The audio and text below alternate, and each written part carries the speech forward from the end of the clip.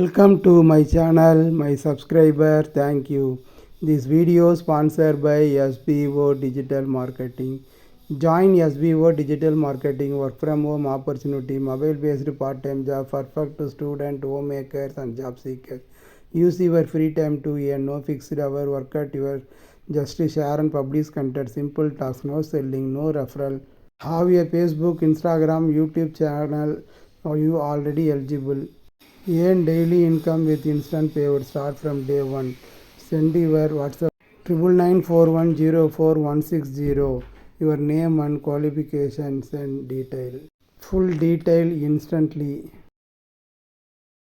Skip பண்ணாதீங்க. பெரிய தப்பு. தினம் 300 ரூபாய் சம்பாதிக்க அரிய வாய்ப்பு. இன்ஸ்டாகிராம், ஃபேஸ்புக் பயன்படுத்த தெரிந்தால் போதும். Content post and content publishing மூலமா தினம் 300 ரூபாய் சம்பாதிக்கலாம். இந்த வேலை செய்ய 5 நிமிடம் போதும். Work training support, group communication support, all language customer live chat support, முக்கியமா சொந்தமா ஒரு பிசினஸ் ஸ்டார்ட் பண்ற அளவுக்கு உங்களால கற்றுக்கொள்ளவும் முடியும், சம்பாதிக்கவும் முடியும். இந்த வேலை வாய்ப்பு வழங்குவது 5 வருடத்திற்கு மேல ரன் ஆகிட்டு இருக்க நம்ம தமிழ்நாட்டு company school of business organisation private limited. மேலும் விவரங்களுக்கு டிஸ்கிரிப்ஷன்ல கொடுத்திருக்க நம்பருக்கு வாட்ஸ்அப் பண்ணுங்க.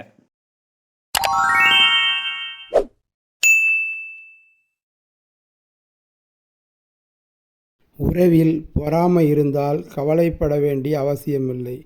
இது இயற்கையான மனித உணர்ச்சியாகும்.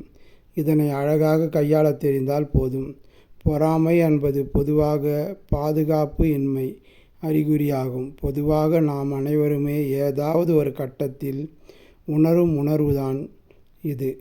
உறவினர்களின் பொறாமையை சமாளிக்க உணர்வுகளை புரிந்து கொள்வது, நேர்மறையான அணுகுமுறையை பின்பற்றுவது போன்ற பல வழிகள் உபயோகமாக இருக்கும். பொறாமை உணர்வின் காரணத்தை புரிந்து கொள்வது அதை சமாளிப்பதற்கான முதல் படியாகும். பாதுகாப்பின்மை அல்லது கடந்த கால அதிர்ச்சி போன்ற உணர்வுகளில் இருந்து பொறாமை உருவாகலாம். பிறரின் பொறாமை நம்மை எந்த அளவுக்கு பாதிக்கிறது என்பதை புரிந்து கொண்டு அதை கையாள வேண்டும். நம் உறவினர்களிடம் நேர்மறையான அணுகுமுறையை பின்பற்றுவது நல்ல பலனை தரும். அவர்களுடன் பேசுவதற்கு பதிலாக அவர்கள் நம்மை விமர்சிக்காத காரியங்களை பற்றி பேசுவது நல்லது. இது அவர்களின் மனநிலையை மாற்ற உதவும். நம் குடும்ப விஷயங்கள் அத்தனையும் சொல்ல வேண்டிய அவசியமில்லை. புதியதாக வாங்கிய நகை, வீடு கட்டுவது போன்ற விஷயங்களை பகிர்ந்து கொள்ள வேண்டும் என்ற அவசியமில்லை. ஒருவர் பொறாமைப்படுகிறார் என்பது தெரிந்தும் அதை பற்றி பொறாமைப்படுபவர்களிடம் நேரடியாக பேசுவது பல நேரங்களில் எதிர்மறையான விளைவுகளை ஏற்படுத்தும். எனவே முடிந்தவரை இதை பற்றி பேசுவதை தவிர்ப்பது நல்லது. நம்முடைய சம்பளம், தனிப்பட்ட பிரச்சனை போன்றவற்றை பேசுவதை தவிர்த்து நம் விஷயங்கள் அதிகம் தலையிடுபவர்களிடம் பட்டும் படாமலும் பேசி அவர்களை விட்டு சற்று நல்லது. நம் உணர்வுகளை புறக்கணிக்கும் போது நம்மை சங்கடப்படுத்தும் விஷயங்களை தவிர்ப்பதற்கு தெளிவாக எல்லைகளை அமைக்கவும். உறவினர்களிடம் நம் தனிப்பட்ட வாழ்க்கையை பற்றி அதிகமாக பேசுவதை தவிர்க்க வேண்டும். இது அவர்களை மேலும் பொறாமைப்படாமல் தடுக்க உதவும். அத்துடன் அவர்களின் கருத்துக்களுக்கு முக்கியத்துவம் கெடுக்காமல் இருக்கும். விமர்சிப்பவர்களை நம்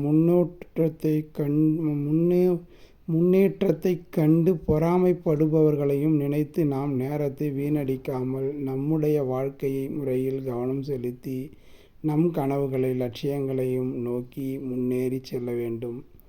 ஒப்பிடுபவர்களிடம் ஒதுங்கி இருக்க பழகுங்கள். சிலர் தங்களுடைய வாழ்க்கையை மற்றவர்களுடன் ஒப்பிட்டு பொறாமை கொள்வார்கள். பொறாமை கொள்வதுடன் நிற்காமல் நம் விஷயங்களில் தலையிட்டு குழப்பத்தை உண்டு பண்ணுவார்கள். இது நம் இலக்குகளை, வாழ்க்கையும் மகிழ்ச்சியுடன் வாழ தடையாக இருக்கும். எனவே சற்று கவனமாக இருப்பது நல்லது. அனைத்து உறவுகளிடமும் சந்தோஷமாக இருப்போம். அனைவரையும் மதிப்போம். பாசத்துடன் இருப்போம். நன்றி, வணக்கம்.